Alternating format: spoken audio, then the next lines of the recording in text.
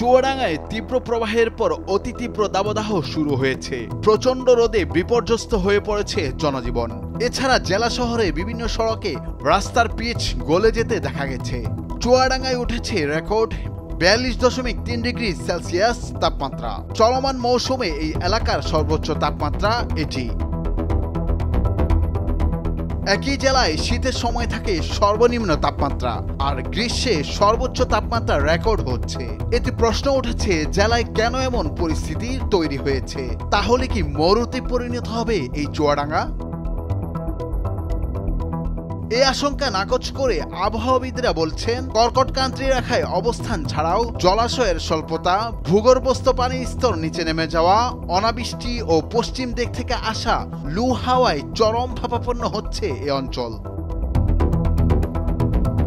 বৈরী আবহাওয়ার কবলে পড়েছে দক্ষিণ এশিয়া, এর বাইরে নয় বাংলাদেশও।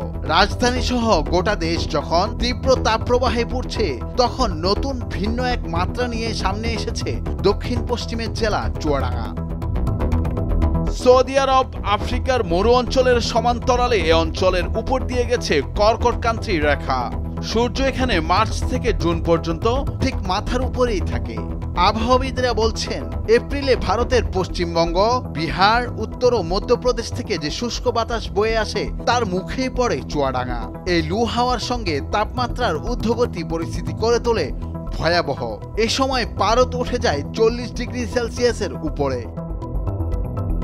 আবহাওয়া অফিসের জ্যেষ্ঠ আবহাওয়াবিদ ডক্টর আবুল কালাম মল্লিক বলেন, উত্তপ্ত বায়ু বাংলাদেশের চুয়াডাঙ্গা, সাতক্ষীরা এবং মংলা অঞ্চল দিয়ে প্রবেশ করে ওই অঞ্চলের তাপমাত্রাকে উত্তপ্ত করে ফেলে। ফলে চুয়াডাঙ্গা ভৌগোলিক অবস্থানগত কারণে একটু উত্তপ্ত।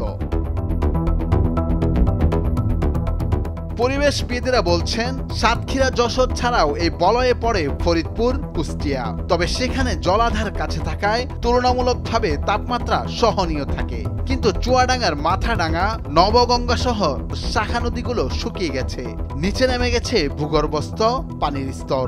একই সময়ে বনভূমি কমে যাওয়া ও অনাবৃষ্টিতে আবহাওয়া চরম ভাবাপন্ন হয়ে উঠেছে।